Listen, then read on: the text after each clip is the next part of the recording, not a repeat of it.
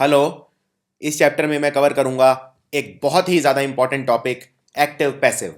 Active passive मेरा favourite topic है और मैं सबसे ज़्यादा क्लास में एक्टिव पैसिव पढ़ाना एंजॉय करता हूं।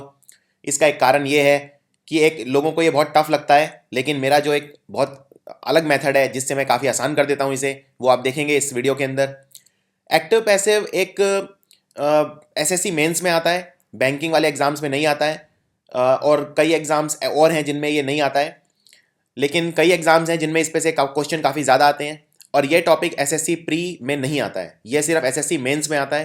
तो ये भी आपको याद रखना है, ये टॉपिक प्रिपेयर करते वक्त ये प्री एग्जाम के लिए नहीं करना है।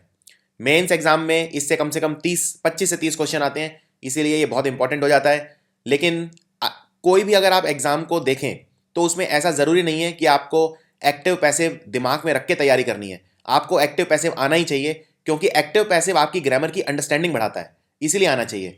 दूसरी बात, एक्टिव पैसिव करने से पहले आपको टेंसेस का वीडियो जरूर देखना है, और जितने भी ग्रामर के वीडियोस हैं सारे देखने हैं। सबसे आखिर में आपको एक्टिव पैसिव करना है, क्योंकि एक्टिव पैसिव पढ़ने के लिए टेंसेस की नॉलेज होना बहुत जरूरी है। So let's start.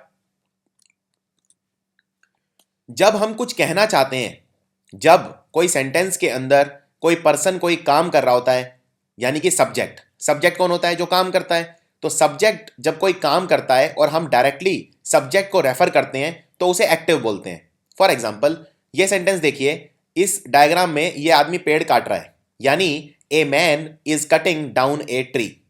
सेंटेंस है a man is cutting down a tree. इसमें ए मैन क्या है? ए मैन काम कर रहा है, तो यानी कि ए मैन हो गया सब्जेक्ट, यानी जो काम करता है। काम क्या हो रहा है इसमें? कटिंग। तो कटिंग कर कौन रहा है? मैन। तो हमेशा अपने आप से ये पूछिए सेंटेंस देख के कि इसमें काम कौन सा हो रहा है, और काम को करने वाला कौन होगा? सब्जेक्ट। तो सब्जेक्ट पहचानना बहुत आसान है, काम को करने वाला होता है सब्जेक्ट।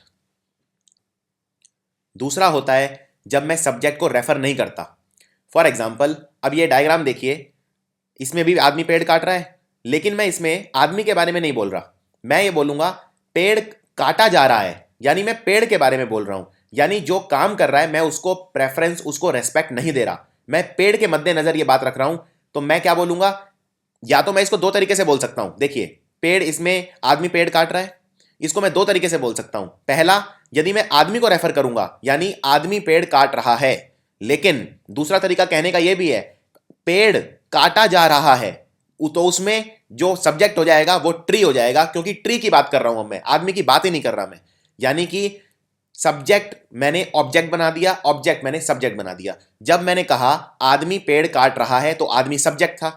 अब नया सब्जेक्ट कौन सा है? नया सब्जेक्ट है पेड़। पेड़ काटा जा रहा है, तो जो कर रहा है वो सब्जेक्ट नहीं है अब, यानी अब पेड़ सब्जेक्ट है। तो एक्टिव से जब मैं पैसिव बनाता हूं तो सब्जेक्ट चेंज हो जाता है। पहले जो ऑब्जेक्ट होता है वो अब सब्जेक्ट हो जाता है, और अब जो सब्जेक्ट है वो तब ऑब्जेक्ट हो जाता है। फॉर एग्जाम्पल, मैं चाय पी रहा हूं, इसमें मैं क्या है? सब्जेक्ट, क्योंकि मैं काम कर रहा हूं।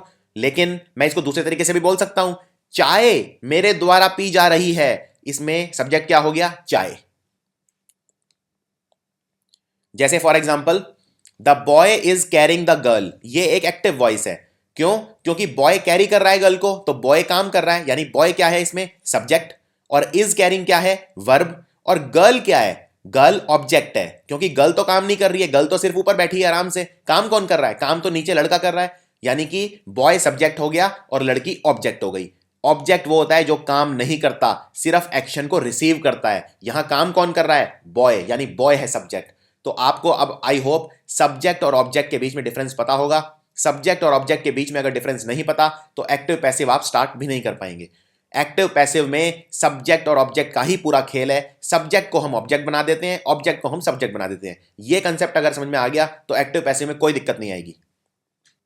अब ये तो है एक्टिव सेंटेंस कि boy is carrying the girl. अगर मुझे इसको पैसिव बनाना हो तो कैसे बनाऊंगा? The girl is being carried by the boy, यानी लड़की लड़के द्वारा उठाई जा रही है। तो सेंटेंस में अब मैंने लड़की को सब्जेक्ट बना दिया। पहले लड़का सब्जेक्ट था क्योंकि लड़का काम कर रहा था, लेकिन अब मैं लड़के की बात नहीं कर रहा, अब मैं लड़की की बात कर रहा हूं। So the girl is being carried by the boy. तो इस तरह से आपको याद रखना है। अब इसके अंदर गर्ल हो गया सब्जेक्ट, पहले बॉय था सब्जेक्ट, यानी पहले लड़की ऑब्जेक्ट थी, अब लड़की बन गई सब्जेक्ट।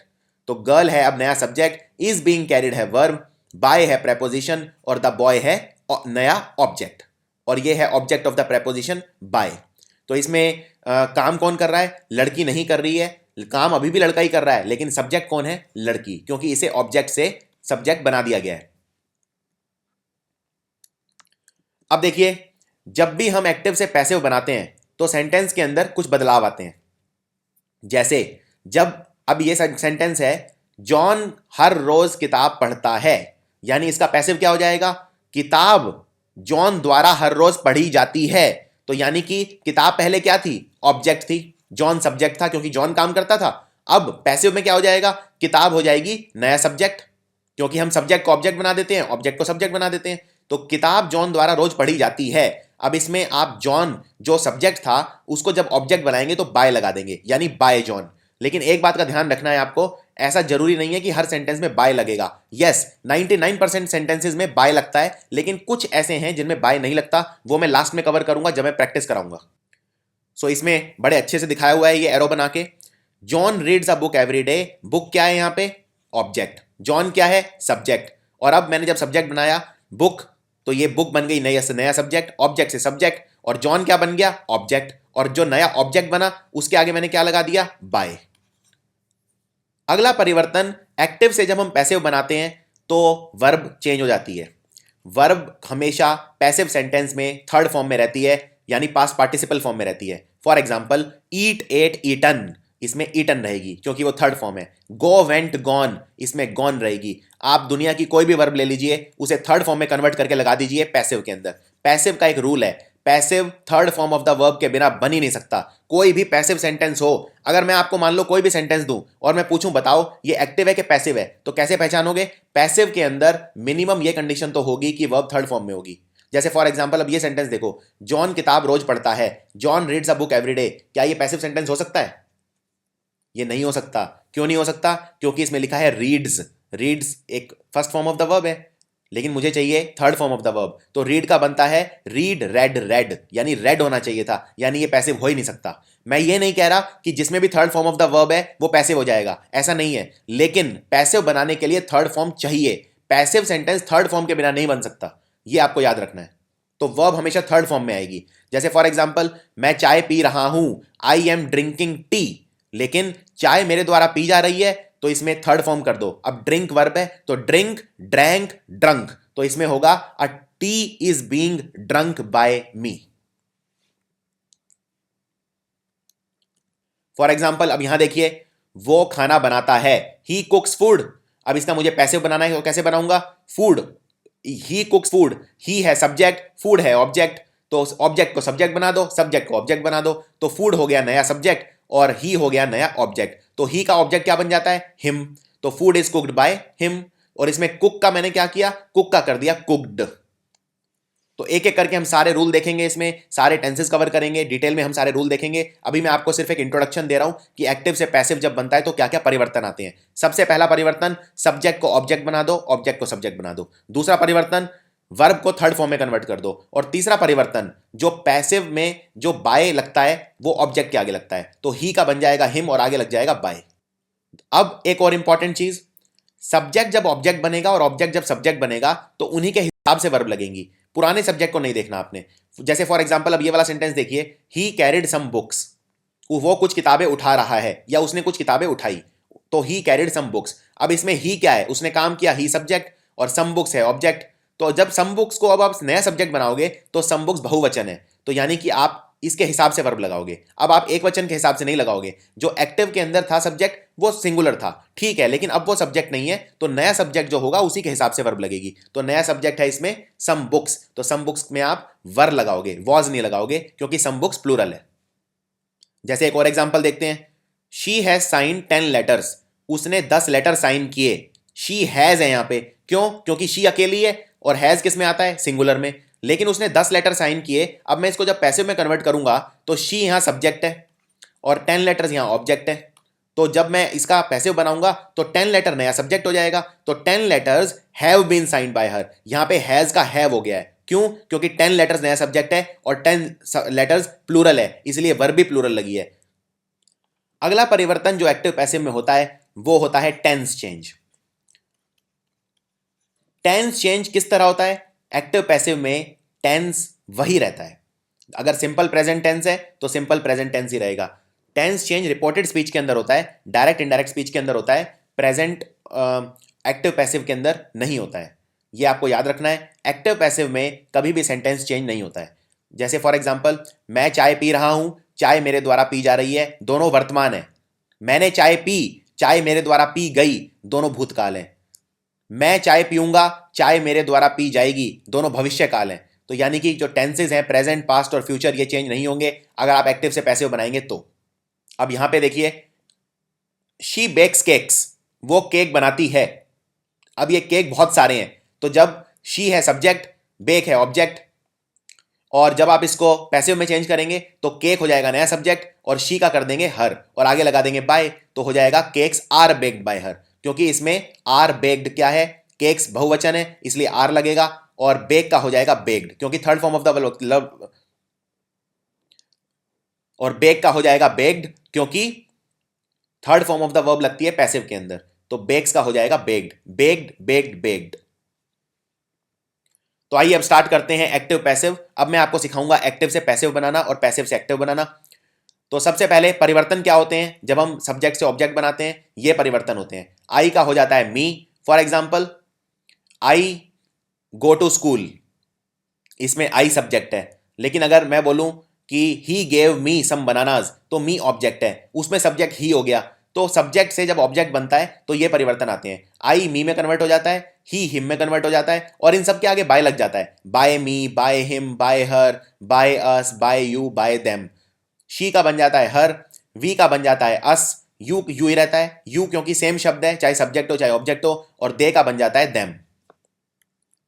तो चलिए बिल्कुल सिंपल सेंटेंस से स्टार्ट करते हैं जिसको बोलते हैं सिंपल प्रेजेंट टेंस। मैं खत लिखता हूं, आई राइट ए लेटर। अब देखिए, आई क्या है सब्जेक्ट, राइट क्या है वर्ब, और ए लेटर क्या है ऑब्जेक्ट। तो बस सब्जेक्ट को ऑब्जेक्ट बना दो, ऑब्जेक्ट को सब्जेक्ट बना दो, यानी नया सब्जेक्ट क्या हो गया, ए लेटर, और सब्जेक्ट को ऑब्जेक्ट बना दो। तो सब्जेक्ट को ऑब्जेक्ट कैसे बनाएंगे, आई किस में चेंज हो जाता है, मी में, और आगे लग जाता है बाय, तो ए लेटर बाय मी। ये है पहला स्टेप, सब्जेक्ट को ऑब्जेक्ट, ऑब्जेक्ट को सब्जेक्ट। अब अगला स्टेप क्या है, अगले स्टेप में वर्ब को थर्ड फॉर्म में कन्वर्ट कर दो, क्योंकि आप जानते हो पैसिव में हमेशा थर्ड फॉर्म लगता है। तो राइट, रोट, रिटन, तो यहां पे मैंने लिख दिया रिटन। तो ये है दूसरा स्टेप। पहला स्टेप क्या किया था आपने, आई को मी, लेटर को सब्जेक्ट बना दिया, सब्जेक्ट को ऑब्जेक्ट, और दूसरा स्टेप वर्ब को थर्ड फॉर्म में कन्वर्ट कर दो। तीसरा स्टेप देखिए, ये सबसे क्रूशियल स्टेप होता है। इसमें आप टेंस की गरिमा को वही रखते हैं। अब ये प्रेजेंट टेंस है तो ये भी प्रेजेंट टेंस होगा, मैं खत लिखता हूं ये भी वर्तमान है तो ये भी वर्तमान होगा, और वर्तमान के लिए मैं यूज करता हूं इज और आर, और पास्ट टेंस के लिए यूज करता हूं वॉज या वर। डिपेंड करता है सिंगुलर है या प्लूरल है। अब यहां पे मैं एक ही खत लिख रहा हूं यानी सिंगुलर है, यानी यहां पे इज आ जाएगा। तो ये आपका आंसर है, a letter is written by me. I write a letter है एक्टिव, और a letter is written by me है पैसिव। इतना आसान था ये। चलिए ये बताइए, मैं सांप मारता हूं, आई किल ए स्नेक। अब इसमें देखिए, आई है सब्जेक्ट, स्नेक है ऑब्जेक्ट, और किल है वर्ब। तो स्टेप बाय स्टेप चलते हैं। पहला स्टेप, सब्जेक्ट को ऑब्जेक्ट बना दो, ऑब्जेक्ट को सब्जेक्ट बना दो। तो स्नेक का क्या हो गया, अ स्नेक। अ स्नेक क्या है इसमें, ऑब्जेक्ट, ऑब्जेक्ट को सब्जेक्ट बना दो, अ स्नेक, और आई को मी में कन्वर्ट कर दो और आगे बाय लगा दो। तो ये पहला स्टेप, सब्जेक्ट को ऑब्जेक्ट, ऑब्जेक्ट को सब्जेक्ट। दूसरा स्टेप, जो वर्ब है उसे थर्ड फॉर्म में कन्वर्ट कर दो। तो वर्ब क्या है, किल, किल का क्या हो जाएगा, किल, किल्ड, किल्ड, यानी थर्ड फॉर्म। और तीसरा स्टेप, ये सेंटेंस कौन सा है, आई किल अ स्नेक, मैं एक सांप मारता हूं, वर्तमान यानी प्रेजेंट टेंस। प्रेजेंट टेंस में दो शब्द यूज होते हैं, इज और आर, और यहां पे एक ही सांप है। अब नया सब्जेक्ट क्या है, अ स्नेक, यानी सिंगुलर होगा, तो यानी कि a snake is killed by me. खत्म, इतना आसान था ये। चलिए अब एक और सेंटेंस देखते हैं। उसमें एक ही सांप था, इसमें बहुत सारे सांप हैं। आई किल सम स्नेक्स, मैं कुछ स्नेक्स को मारता हूं। तो इसमें सबसे पहला स्टेप, सम स्नेक्स हो जाएगा सब्जेक्ट, आई हो जाएगा ऑब्जेक्ट, और आई के आगे बाय लग जाएगा बाय मी। किल का किल्ड थर्ड फॉर्म में कन्वर्ट करना है। अब यहां सम स्नेक्स हैं यानी बहुवचन है, तो यहां पे आर हो जाएगा। तो ये बन गया इसका passive, some snakes are killed by me. इसी तरह से गौरव टेल्स अ स्टोरी, गौरव एक स्टोरी सुनाता है। तो गौरव है सब्जेक्ट, टेल्स है वर्ब, और अ स्टोरी क्या है, ऑब्जेक्ट। तो ऑब्जेक्ट को बना दो सब्जेक्ट, अ स्टोरी बाय गौरव, और अगला स्टेप, टेल का थर्ड फॉर्म टोल्ड, और ये प्रेजेंट टेंस है तो प्रेजेंट में क्या लगता है, इज या आर। अब यहां पे एक ही स्टोरी है यानी इज, तो ये हो गया पैसिव। इतना आसान है पैसिव बनाना। अगर आप स्टेप बाय स्टेप चलेंगे तो कोई दिक्कत नहीं आएगी। अब देखिए, इनमें थोड़ा सा बच्चे कंफ्यूज होते हैं इंटेरोगेटिव सेंटेंसेस के अंदर जब क्वेश्चन आ जाते हैं। फॉर एग्जांपल, ये भी सिंपल प्रेजेंट टेंस ही है, लेकिन ये मैंने इस तरह से लिख दिया क्वेश्चन बना के, क्या तुम झूठ नहीं बोलते, do you not tell lies. अब इसमें बहुत ज्यादा कंफ्यूजन हो जाएगी, इसे पैसिव कैसे बनाएं ये, क्योंकि बहुत टफ लगते हैं। इसका एक सबसे आसान तरीका, ट्रिक बताता हूं आपको। इसको नॉर्मल सेंटेंस में चेंज कर लो और नॉर्मल सेंटेंस को चेंज करके दोबारा उल्टा कर दो। जैसे अगर मैं आपसे पूछता हूं, क्या तुम सुजीत हो, क्या तुम सुजीत हो, तो मैं क्या बोलूंगा, आर यू सुजीत। क्वेश्चन क्या होगा, आर यू सुजीत, तुम सुजीत हो क्या। अगर मान लो मैं इसका जवाब देता हूं तो मैं क्या बोलूंगा, यू आर सुजीत, यानी तुम सुजीत हो। तुम सुजीत हो ये जवाब है, आर यू सुजीत ये प्रश्न है। लेकिन दोनों में फर्क क्या है, इसमें आर यू है, इसमें यू आर है। यानी जब मैं क्वेश्चन बनाता हूं तो हेल्पिंग वर्ब को मैं पहले लगाता हूं, यू आर, इसमें आर जो है ये वर्ब है, ये पहले आ जाती है। जैसे you do not, do you not tell lies, जैसे do you not tell lies, do you not tell lies question है, लेकिन अगर मैं इसी का आंसर बना दूं तो क्या होगा, you do not tell lies. तो डू यू को मैंने यू डू कर दिया और ये एक नॉर्मल सेंटेंस बन गया। अब आप इसको you do not tell lies को पैसिव में चेंज कर दो, क्योंकि ये नॉर्मल सेंटेंस है, तो जो नॉर्मल सेंटेंस में हमने रूल देखे हैं इसमें अप्लाई होंगे, और उस जब ये बन जाए पैसिव फिर इसे दोबारा उल्टा कर दो। ये एक सबसे शॉर्टकट और सबसे आसान तरीका है कंफ्यूज नहीं होने का।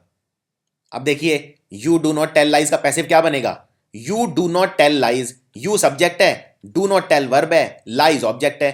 तो बस ऑब्जेक्ट को सब्जेक्ट, सब्जेक्ट को ऑब्जेक्ट, तो लाइज बन गया सब्जेक्ट, यू बन गया ऑब्जेक्ट और आगे लग गया बाय, टेल बन गया टोल्ड, और डू नॉट का क्या हो जाएगा, अब लाइज बहुवचन है यानी आर लग जाएगा, नॉट ऐसे कैसे आ जाएगा, lies are not told by you.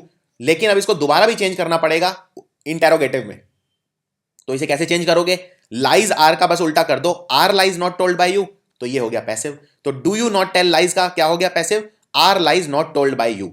मैं स्टेप्स रिपीट कर देता हूं, क्वेश्चन हटा दो पहले, तो डू यू को कर दो यू डू, यानी आपने जो शुरू के दो शब्द थे उनको उल्टा कर दिया, तो ये नॉर्मल सेंटेंस बन गया, you do not tell lies, मतलब तुम झूठ नहीं बोलते हो। सेंटेंस क्या था, क्या तुम नहीं झूठ बोलते हो, और अब क्या बन गया, तुम झूठ नहीं बोलते हो। So you do not tell lies, अब you do not tell lies को नॉर्मल तरीके से पैसिव में चेंज कर दो, तो ये बन गया lies are not told by you, और इसको फिर दोबारा उल्टा कर दो, शुरू के दो शब्दों को, लाइज आर को कर दो आर लाइज, तो इतना आसान था ये।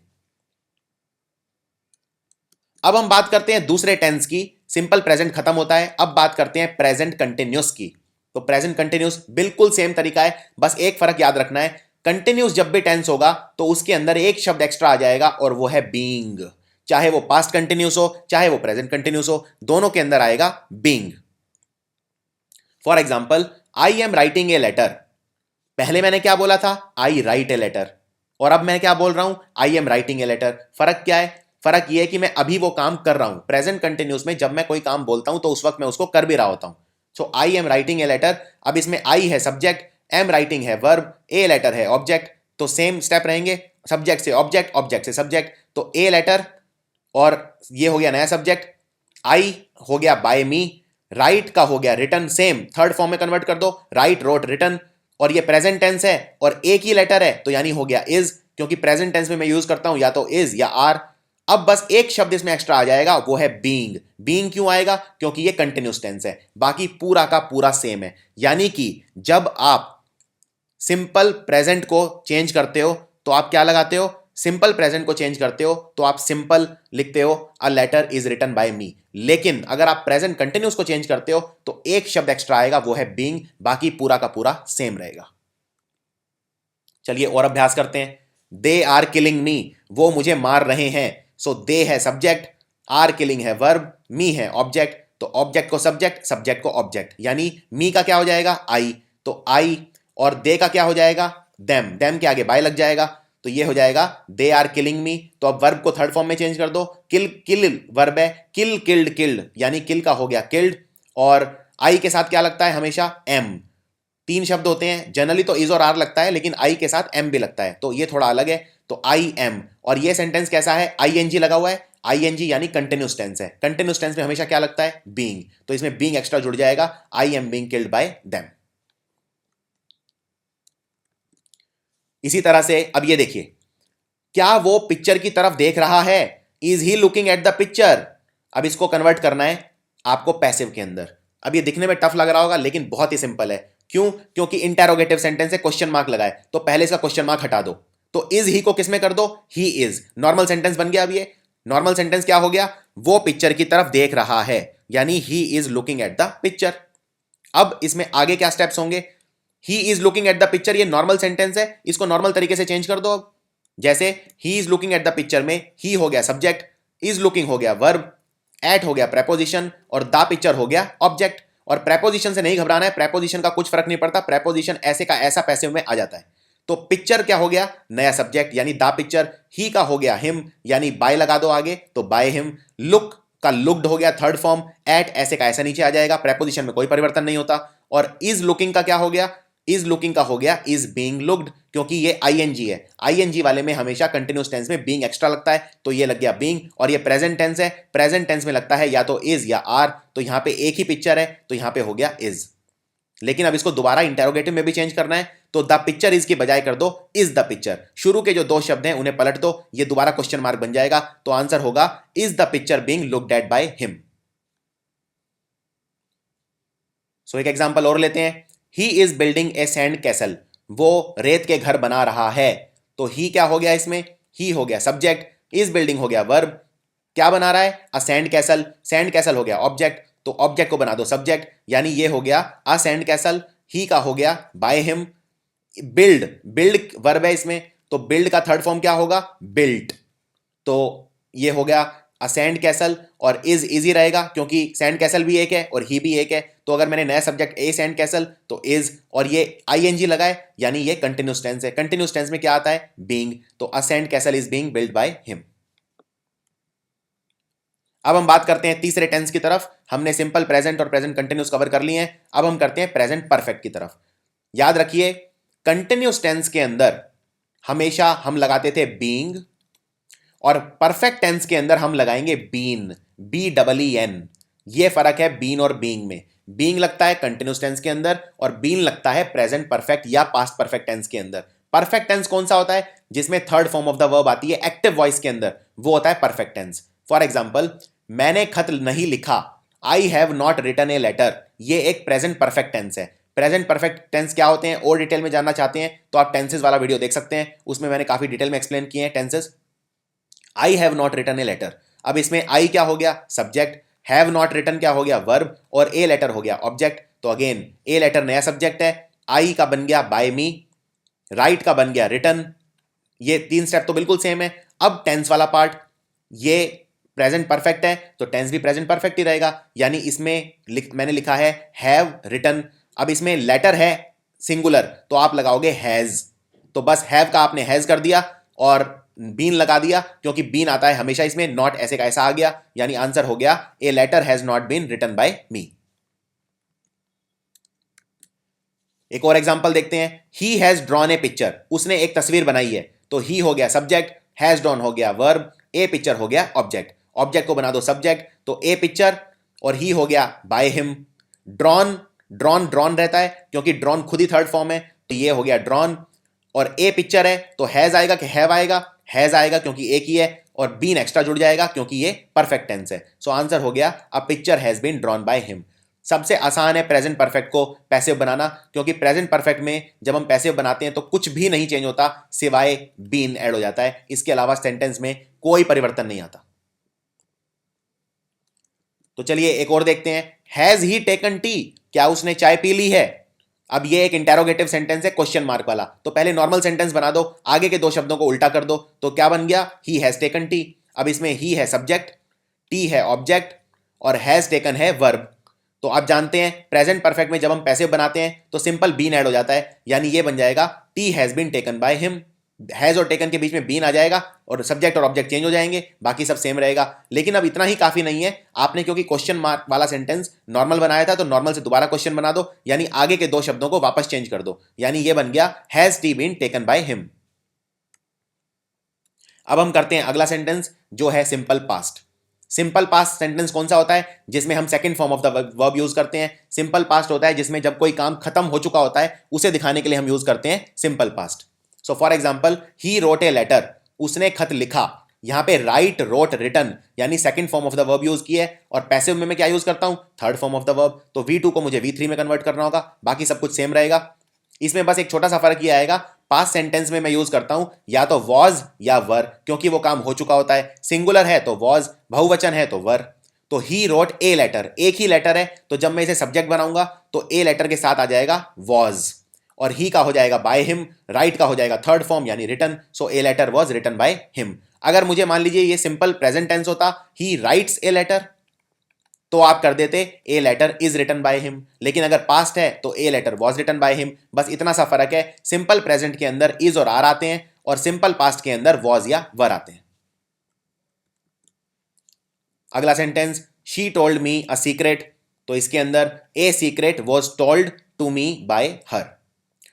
और इसमें दो तरीके से बना सकते हो इनफैक्ट आप ये, क्योंकि दो दो ऑब्जेक्ट हैं, मी भी ऑब्जेक्ट है और अ सीक्रेट भी ऑब्जेक्ट है। जब एक से ज्यादा ऑब्जेक्ट होते हैं तो आप उनको दोनों में को किसी में भी सब्जेक्ट में कन्वर्ट कर सकते हो। आप इस सेंटेंस को ये भी लिख सकते हो, आई was told a secret by हर, दोनों ठीक है। आप इसमें मी को भी ऑब्जेक्ट बना सकते हो और अ सीक्रेट को भी बना सकते हो। जब एक सेंटेंस में एक से ज्यादा ऑब्जेक्ट होता है तो आप दोनों में से किसी को भी नया सब्जेक्ट बना सकते हो, ये आपकी चॉइस है। तो इसमें दोनों ही ठीक है, a secret was told to me by her भी ठीक है, और I was told a secret by her भी ठीक है।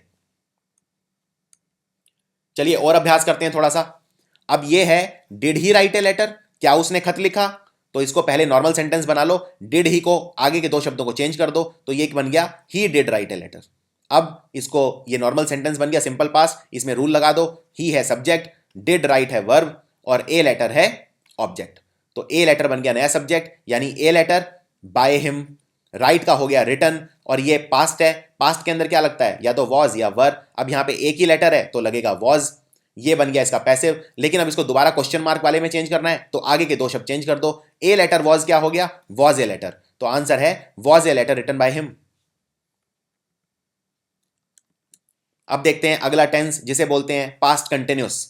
पास्ट कंटिन्यूस बिल्कुल सिंपल है प्रेजेंट कंटिन्यूस की तरह, बस प्रेजेंट कंटिन्यूस में मैं लगा रहा था इज या आर, यहां पे लगाऊंगा वॉज या वर, क्योंकि ये पास्ट है, ये भूतकाल है। और कंटिन्यूस टेंस में हमेशा क्या लगता है, बीइंग, तो बस बीइंग जोड़ दूंगा। For example, he was writing a letter, वो खत लिख रहा था, तो ही है इसमें सब्जेक्ट, वॉज राइटिंग है वर्ब, और ए लेटर है ऑब्जेक्ट। तो ऑब्जेक्ट को सब्जेक्ट, सब्जेक्ट को ऑब्जेक्ट, यानी a letter by him, write का चेंज हो जाएगा written third form, write wrote written, और इसमें वॉज आ जाएगा क्योंकि एक ही लेटर है। पास्ट टेंस में यूज करता हूं या तो वॉज या वर, और क्योंकि ये कंटिन्यूस टेंस है तो एक एक्स्ट्रा शब्द जुड़ जाएगा वर्ब के आगे, वो है being. So a letter was written by, a letter was being written by him. आइए और अभ्यास करते हैं। The postman was delivering the post, postman post को डिलीवर कर रहा था, इसमें भी आईएनजी लगाए और वॉज लगाए, यानी ये पास्ट कंटिन्यूस टेंस है, क्योंकि वॉज मतलब पास्ट और आईएनजी मतलब कंटिन्यूस, यानी पास्ट कंटिन्यूस। पोस्टमैन है सब्जेक्ट, वॉज डिलीवरिंग है वर्ब, और द पोस्ट है ऑब्जेक्ट। तो ऑब्जेक्ट को सब्जेक्ट, सब्जेक्ट को ऑब्जेक्ट, यानी the post bye the postman. अब डिलीवर वर्ब है, डिलीवर को थर्ड फॉर्म में चेंज कर दो, डिलीवर्ड डिलीवर्ड डिलीवर्ड, तो डिलीवर्ड हो गया। और द पोस्ट है सिंगुलर, यानी लग जाएगा वॉज, और क्योंकि ये कंटिन्यूस टेंस है तो एक एक्स्ट्रा शब्द जुड़ जाएगा वर्ब के आगे, वो है बीइंग। तो आंसर होगा the post was being delivered by the postman. एक और अभ्यास करते हैं, were you writing a letter, were you writing a letter, इसमें क्वेश्चन मार्क लगाए तो पहले क्वेश्चन मार्क को हटा देते हैं, ऊपर आगे के दो सेंटेंस को चेंज कर दो, you were writing a letter. अब ये नॉर्मल सेंटेंस बन गया, अब इसे पैसिव बना दो, यू हो गया सब्जेक्ट, वर राइटिंग हो गया वर्ब, और ए लेटर हो गया ऑब्जेक्ट। तो ऑब्जेक्ट को सब्जेक्ट, सब्जेक्ट को ऑब्जेक्ट, यानी ए लेटर यू का हो गया बाय यू, राइट का हो गया रिटन, ये एक ही लेटर है और ये पास्ट टेंस है, यानी वॉज आएगा कि वर, वॉज आएगा, और ये कंटिन्यूस टेंस है, कंटिन्यूस टेंस में हमेशा आता है बीइंग, तो बीइंग जोड़ दो वर्ब के आगे, तो आंसर हो गया a letter was being written by you. और a letter was being written by you, ये तो नॉर्मल सेंटेंस था, अब ये क्वेश्चन मार्क में दोबारा चेंज कर दो, तो आगे के दो शब्दों को दोबारा उल्टा कर दो, ए लेटर वॉज का क्या हो गया, was a letter being written by you is the answer.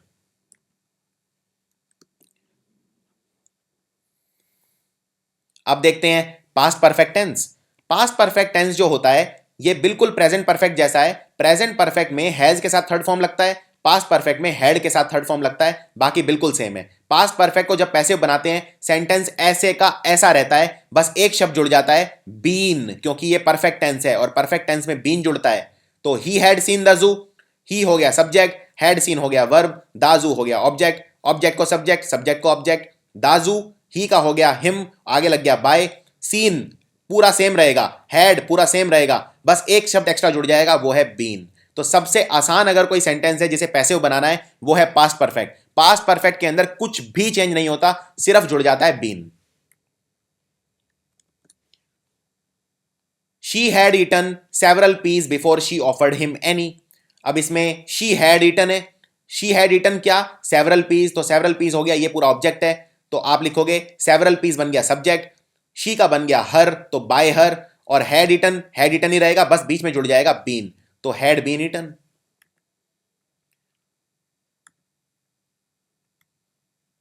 अब एक इंटेरोगेटिव सेंटेंस भी प्रैक्टिस कर लेते हैं। Had you met him before, क्या तुम उससे पहले मिल चुके थे, had you met him before. तो इसमें नॉर्मल सेंटेंस बना लो, क्वेश्चन मार्क हटा के आगे के दो शब्दों को उल्टा कर दो, तो ये बन गया you had met him before. अब इसको सेंटेंस को चेंज कर लो, you subject, had met verb, और हिम हो गया ऑब्जेक्ट, तो हिम का हो जाएगा ही, ये नया सब्जेक्ट हो जाएगा, यू बाद में लग जाएगा बाय यू, और मेट ही रहेगा, थर्ड फॉर्म, हैड ही रहेगा, बीच में जुड़ जाएगा बीन, तो आंसर है he had been met before by you. अब इसको वापस क्वेश्चन में चेंज करना है, तो ही हैड को वापस उल्टा कर दो, यानी ये हो गया had he been met by you before. Next, future indefinite. Future indefinite मतलब future simple tense. Future simple tense वो होता है जिसके अंदर विल यूज करते हैं और साथ में first form of the verb use करते हैं। जैसे मैं स्कूल जाऊंगा, I will go to school, मैं लंदन जाऊंगा, आई विल विजिट लंदन, ये सारे फ्यूचर सिंपल टेंस हैं। सो for example, I will help you with money. अब इसमें बिल्कुल सिंपल है, बस एक चीज याद रखना, इसमें विल चेंज हो जाएगा विल बी, बस, और कोई परिवर्तन नहीं आएगा। और जो नॉर्मल वर्ब है V1 वो तो V3 में चेंज होगी, क्योंकि पैसिव सेंटेंस का रूल ही होता है कि उसमें V3 लगता है, तो V3 तो आएगा ही। जैसे for example, I will help you with money, मैं पैसों से तुम्हारी मदद करूंगा, तो आई हो गया सब्जेक्ट, विल हेल्प हो गया वर्ब, यू हो गया ऑब्जेक्ट, तो इसका क्या हो जाएगा, यू नया सब्जेक्ट और आई का हो जाएगा बाय मी, यानी नया ऑब्जेक्ट। तो विल विल रहेगा और विल के साथ हमेशा लग जाएगा फ्यूचर में बी, और हेल्प वर्ब है इसमें, तो हेल्प किसमें चेंज हो जाएगा, थर्ड फॉर्म के अंदर, यानी हेल्प्ड। इसी तरह से they will give the beggar some money, वो भिखारी को कुछ पैसा देंगे, तो दे हो गया सब्जेक्ट, विल गिव हो गया वर्ब, और द बेगर हो गया ऑब्जेक्ट, तो द बेगर बन गया नया सब्जेक्ट, यानी द बेगर, दे का हो जाएगा देम और आगे लग जाएगा बाय, यानी बाय देम, और विल गिव, विल के साथ लग जाएगा बी और वर्ब चेंज हो जाएगी थर्ड में, यानी give gave given, so answer है the beggar will be given some money by them. इसी तरह से will you attend the meeting, क्या तुम मीटिंग अटेंड करोगे, इसमें क्वेश्चन मार्क लगाए तो आगे वाले दो शब्द चेंज कर दो, यानी ये बन गया you will attend the meeting. अब यू है सब्जेक्ट, विल अटेंड है वर्ब, द मीटिंग है ऑब्जेक्ट, सो ये बन जाएगा द मीटिंग बाय यू, पहला स्टेप। दूसरा स्टेप क्या होता है, वर्ब को थर्ड फॉर्म में चेंज कर दो, तो अटेंड का बन गया अटेंडेड और विल का बन गया will be, so the meeting will be attended by you. अब इसको दोबारा क्वेश्चन मार्क में चेंज कर दो, तो आगे के दो शब्दों को चेंज कर दो, द मीटिंग विल का हो गया विल द मीटिंग। अब देखते हैं फ्यूचर कंटिन्यूस टेंस। तो याद रखिए, फ्यूचर कंटिन्यूस टेंस को पैसिव में चेंज नहीं किया जा सकता, इसका कोई पैसिव नहीं बन सकता। जैसे for example, they will be playing with fireworks by the time their father reaches home, जब तक उनके पिताजी घर पहुंचेंगे तो वो पटाखे फोड़ रहे होंगे, ये एक तरह का फ्यूचर कंटिन्यूस टेंस है, इसका पैसिव चेंज नहीं किया जा सकता, ये आपको याद रखना है।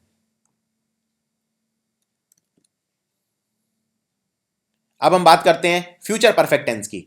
फ्यूचर परफेक्ट टेंस क्या होता है, जिसमें लगता है will plus have plus third form of the verb active voice के अंदर, ये होता है फ्यूचर परफेक्ट टेंस। तो फ्यूचर परफेक्ट टेंस में बिल्कुल सेम रहेगा, बस ये परफेक्ट है, तो परफेक्ट टेंस में आप जानते हैं हमेशा बीन जुड़ जाता है, तो बस इसमें बीन जुड़ जाएगा। For example, he will have written a letter, वो खत लिख चुका होगा, यानी ही है सब्जेक्ट, विल हैव रिटन है वर्ब और ए लेटर है ऑब्जेक्ट, तो इसका हो जाएगा ए लेटर और ही का हो जाएगा बाय हिम, वर्ब को चेंज कर दो थर्ड फॉर्म में, ये ऑलरेडी थर्ड फॉर्म में है तो ये ऐसे ही रहेगा। विल हैव का हो जाएगा विल हैव बीन, बीन बस एक्स्ट्रा जुड़ जाएगा, बाकी पूरा का पूरा सेंटेंस एकदम सेम रहेगा। So for example, Sue will have killed 2 snakes by 12 o'clock, Sue 2 सांप मार चुकी होगी 12 बजे तक, तो विल हैव किल्ड का क्या होगा, विल हैव बीन किल्ड, सिर्फ बीन एक्स्ट्रा जुड़ जाएगा और बाकी सब सेम रहेगा। 2 स्नेक्स बन जाएगा सब्जेक्ट और स्यू बन जाएगी ऑब्जेक्ट, यानी बाय सू।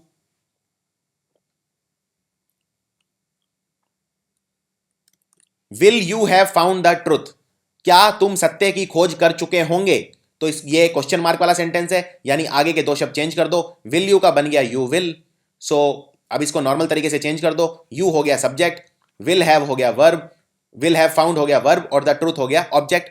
सो ये हो जाएगा the truth will have been found by you. Will have found का क्या होगा, विल हैव बीन फाउंड, क्योंकि ये परफेक्ट टेंस है, परफेक्ट टेंस में बीन जुड़ जाता है, बाकी पूरा सेम रहेगा। अब ये नॉर्मल सेंटेंस है, इसे क्वेश्चन में चेंज करना है क्योंकि हमारा ओरिजिनल सेंटेंस क्वेश्चन में था, तो द ट्रूथ विल को कर दो विल द ट्रूथ, आगे के दो शब्दों को चेंज कर दो, ये आंसर हो गया। इसी तरह से he will give U a book, वो तुम्हें एक बुक देगा। सो इसमें विल का यूज हुआ है जो मॉडल वर्ब है, इनको मॉडल बोलते हैं, जैसे विल या कैन, इन सबको मॉडल वर्ब बोला जाता है, या मस्ट या ऑट टू।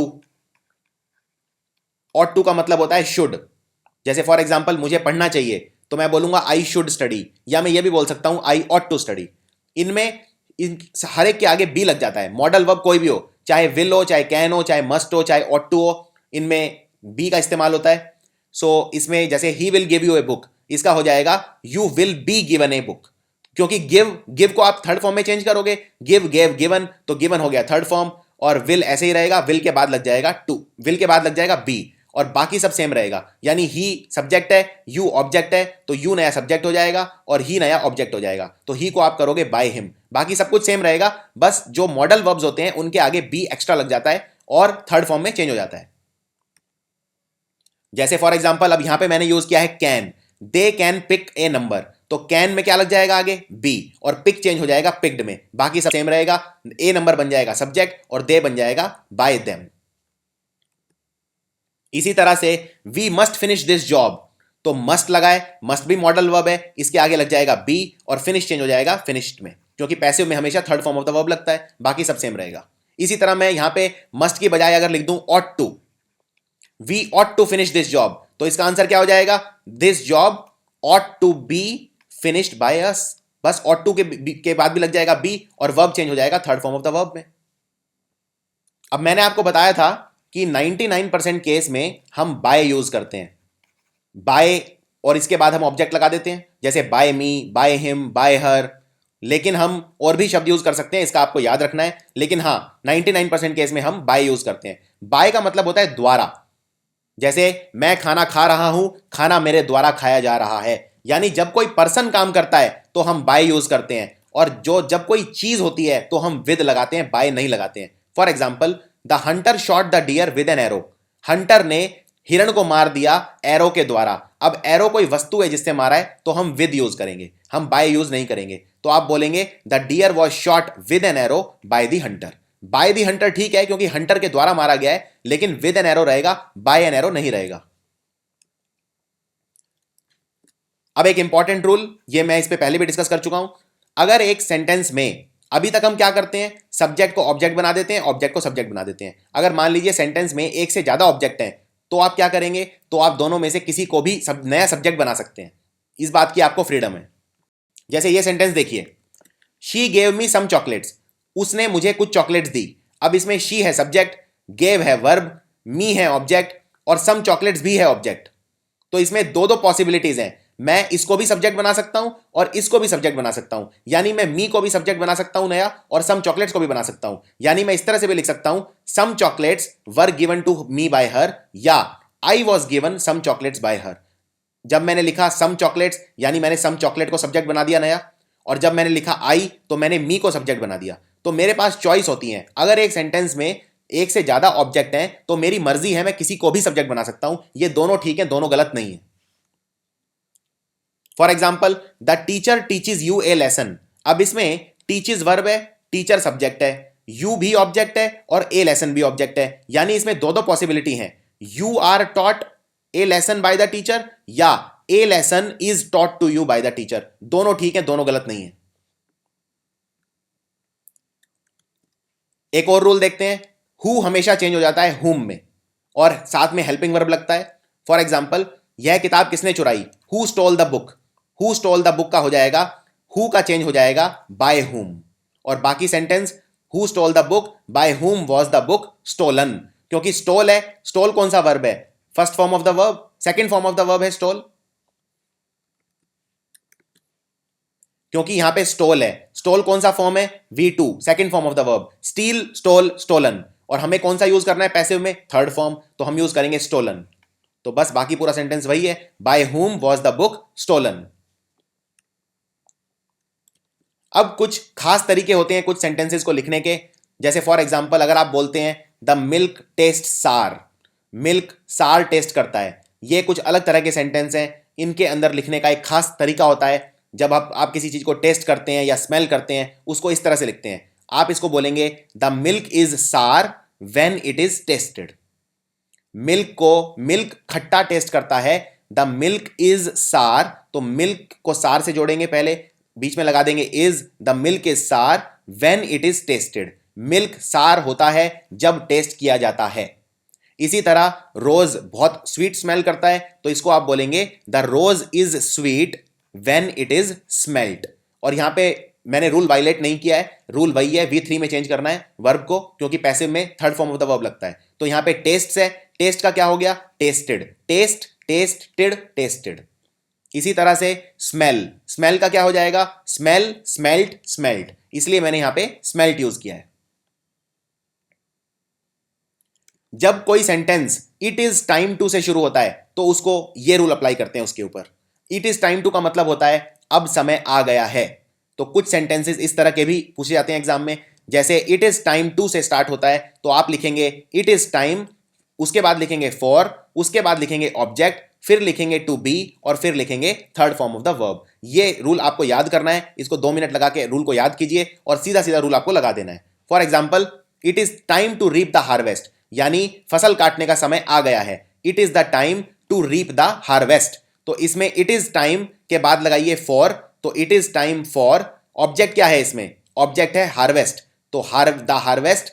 फिर लगाइए टू बी, तो लग गया टू बी, और वर्ब को चेंज कर दीजिए थर्ड फॉर्म में। इसमें वर्ब है रीप, तो ये बन जाएगा रीप्ड।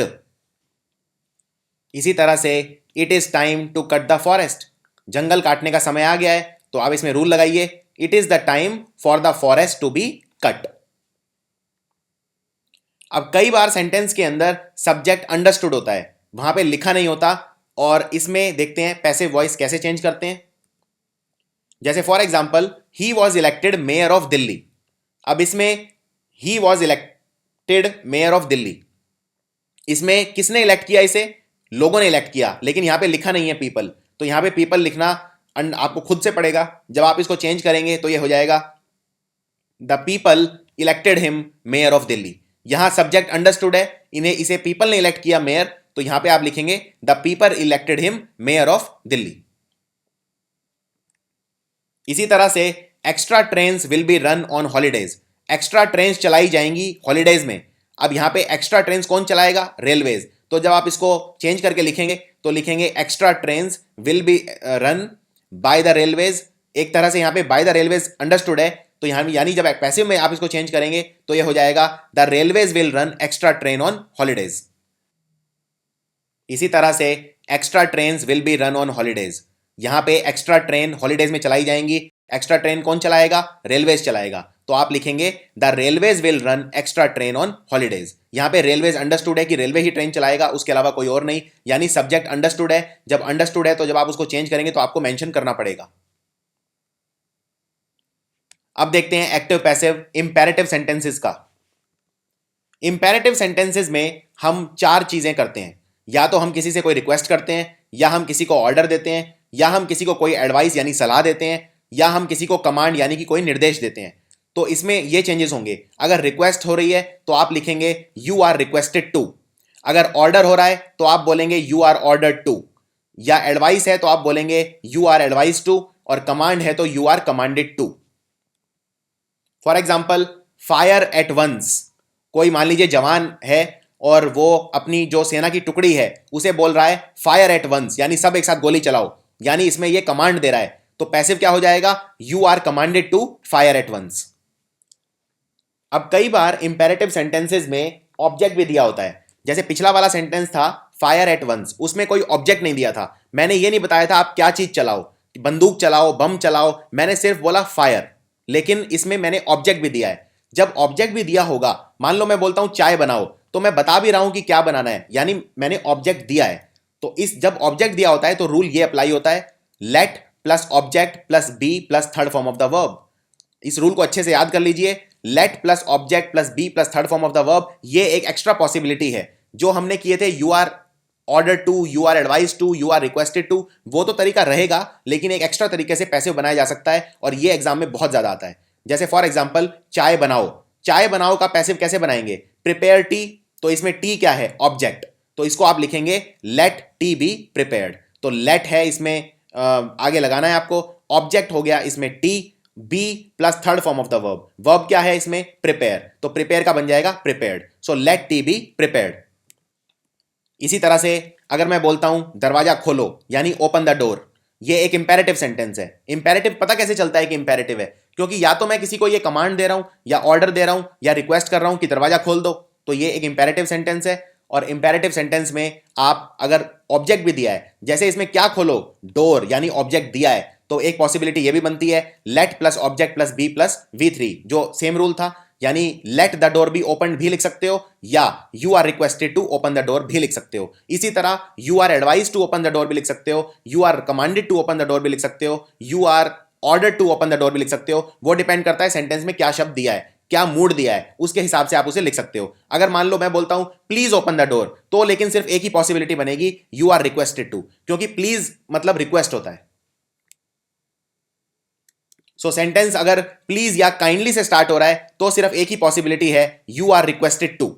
सो for example please take your seat, तो इसका बन जाएगा you are requested to take your seat.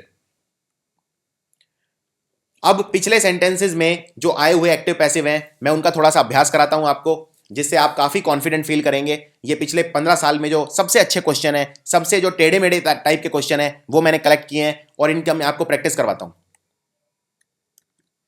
पहला है the gardener ought to water the plants daily. अब ये ऑट टू कैसा वर्ब है, ऑट टू है मॉडल वर्ब, और मॉडल वर्ब में क्या लगता है आगे, बी लग जाता है और थर्ड फॉर्म लग जाता है, तो इसका हो जाएगा the gardener ought to water the plants daily, और गार्डनर है सब्जेक्ट और ought to water the plants, तो द प्लांट्स हो जाएंगे ऑब्जेक्ट, ऑट टू वाटर हो जाएगा वर्ब।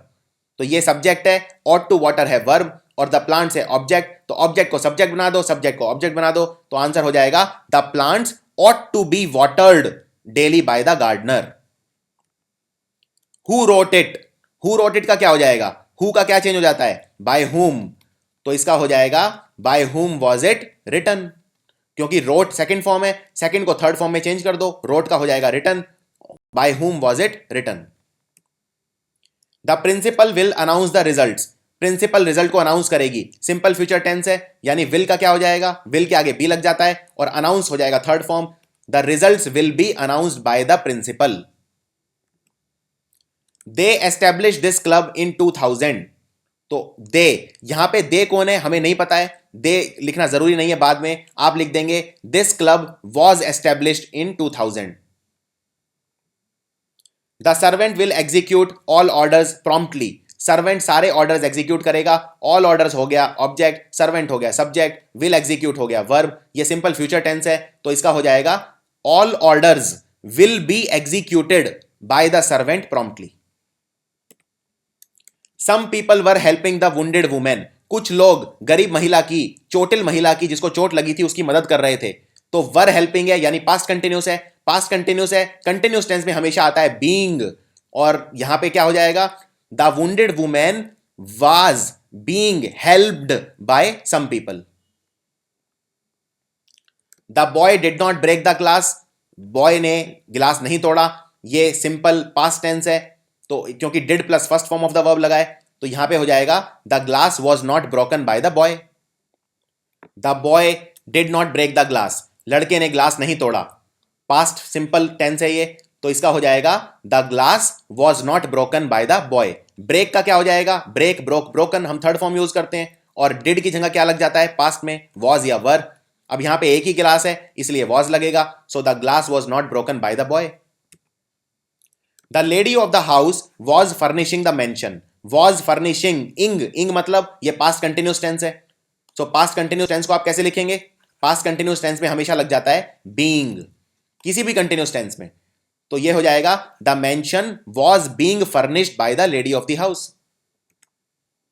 अगला सेंटेंस है the convict was found guilty by the jury.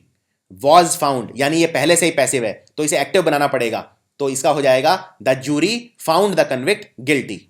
यानी ये वॉज फाउंड देख के ही समझ जाइए कि यहां पे वॉज लगाए यानी ये पास्ट सिंपल टेंस है। तो पास्ट सिंपल टेंस कैसे बनाएंगे? पास्ट सिंपल टेंस बनाएंगे the jury found the convict guilty. I have lost my book, ये प्रेजेंट परफेक्ट टेंस है तो इसमें हो जाएगा my book has been lost. She is putting in many hours of work, वो बहुत मेहनत कर रही है।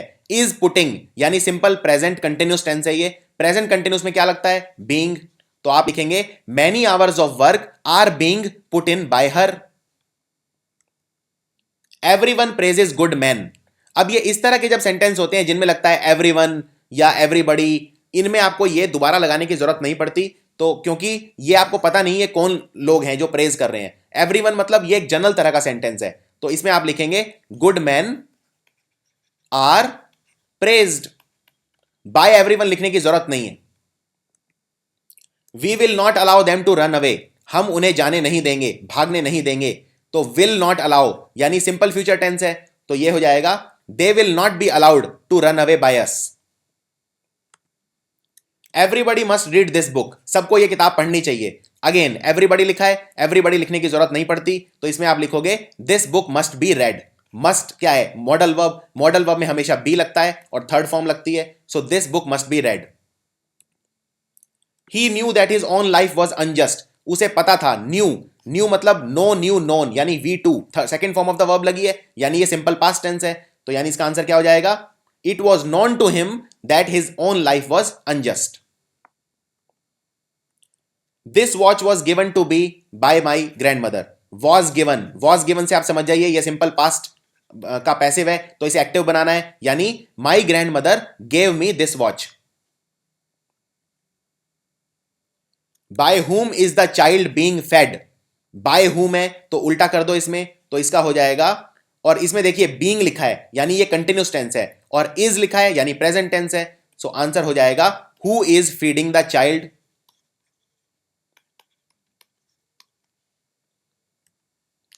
Alexander expected to conquer the world.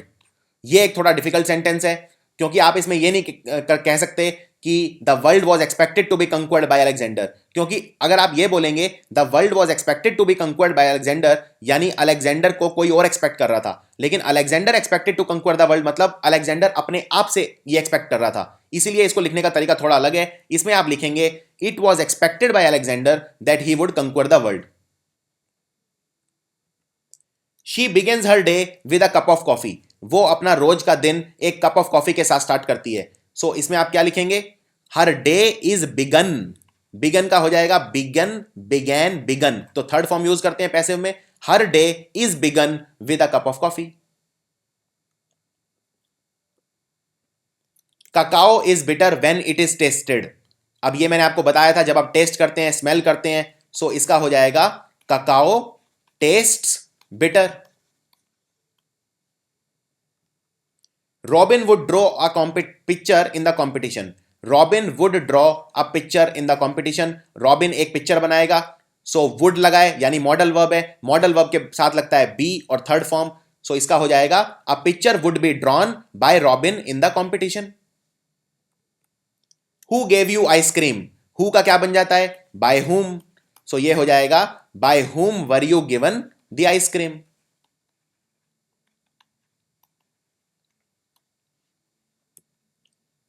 Are you not revising your lesson.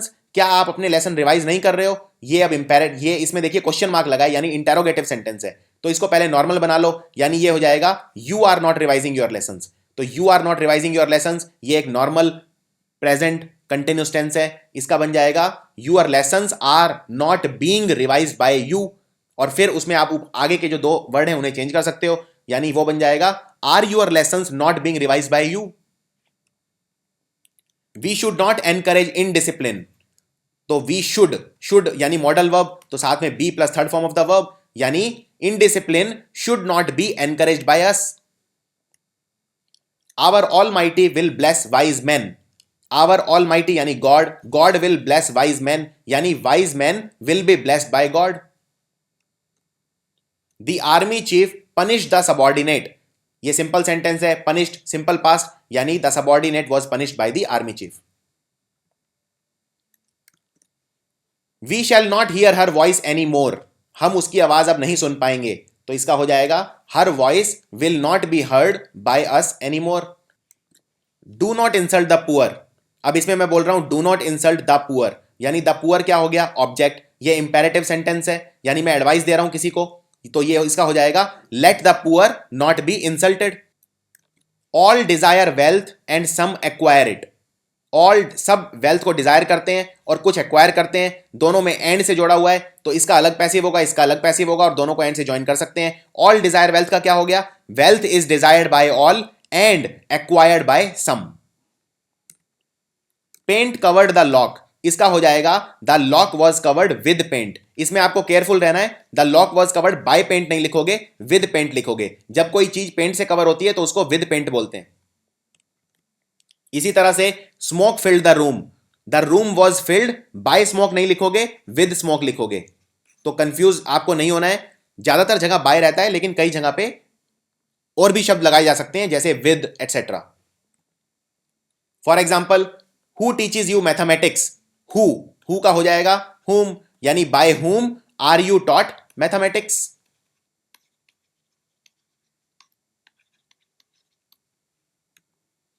I know her, बहुत ही आसान है, I subject, know verb, her object, object को सब्जेक्ट, सब्जेक्ट को object. She is known to me. You must endure what you can not cure, तो इसका हो जाएगा what can not be cured must be endured, क्योंकि यहां पे must है मॉडल वर्ब, तो be plus third form of the verb, और यहां पे है कैन नॉट, अगेन कैन है मॉडल वर्ब, यानी be plus third form of the verb. तो यू मस्ट एंड्योर मतलब यू मस्ट एंड्योर, तुम्हें सहना पड़ेगा जिसको तुम ठीक नहीं कर सकते, what you can not cure, so what can not be cured must be endured. One sees this sort of advertisement everywhere, सो इसका हो जाएगा this sort of advertisement is seen everywhere. Someone picked my pocket in the bus, यानी my pocket was picked in the bus, by someone लिखने की जरूरत नहीं है। One should keep one's promises, किसी को अपने प्रोमिसेज रखने चाहिए, तो आप बोलोगे प्रोमिसेज को रखा जाना चाहिए, यानी the promises should be kept. The fire burned the building, अब इसमें केयरफुल रहना है, आप ये नहीं बोलोगे the building was burned by the fire, building fire में बाय नहीं होती, इन होती है, तो आप बोलोगे the building was burned in the fire. Your performance pleased me, तुम्हारे परफॉर्मेंस से मुझे खुशी हुई, so I was pleased with your performance, आप ये नहीं बोलोगे आई was pleased by your performance, क्योंकि प्लीज्ड के साथ हमेशा विद लगता है। दिस पॉट कंटेन्स मिल्क, इस घड़े में दूध है, so milk is contained in this pot, यहां पर भी बाय नहीं लग रहा, इन लग रहा है, क्योंकि जब किसी चीज के अंदर कोई चीज रखी होती है तो इन यूज करते हैं। पुलिस अरेस्टेड मी, इसमें आप ये भी बोल सकते हो I was arrested by the police, लेकिन बाय द पुलिस लिखने की जरूरत नहीं है, क्योंकि अरेस्ट पुलिस ही करती है, तो वो अंडरस्टूड है, यानी आई वॉज अरेस्टेड काफी है। चलिए आपके लिए अभ्यास, बताइए क्या आएगा इसमें। Paint covered the lock was covered by paint या विद पेंट, जब कोई चीज पेंट से कवर होती है तो आप क्या यूज करते हैं, विद पेंट। सो ये था कंप्लीट एक्टिव पैसिव, काफी कॉम्प्रिहेंसिव तरीके से ये कवर किया गया है टॉपिक। इसमें जो पिछले एग्जाम्स के क्वेश्चन है वो भी अच्छे से कवर किए गए हैं, और बार बार आपको लिख लिख के प्रैक्टिस करनी है। जब ये वीडियो आप देखते हैं तो साइड में हमेशा आपको एक नोटबुक और पेन लेके बैठना है। पहले जब कोई मैं सेंटेंस बोलता हूं आपको खुद अभ्यास करना है और फिर एक्सप्लेनेशन सुननी है, तभी आपको इसमें फायदा होगा। इसमें 25 से 30 नंबर आसानी से स्कोर किए जा सकते हैं, और जो जनरल एग्जाम्स आते हैं, कोई भी एग्जाम, सब में एक्टिव पैसिव आता है, 3 से 4 नंबर का आता है, तो वो आप इंग्लिश में काफी अच्छा स्कोर कर सकते हैं। Thanks for watching.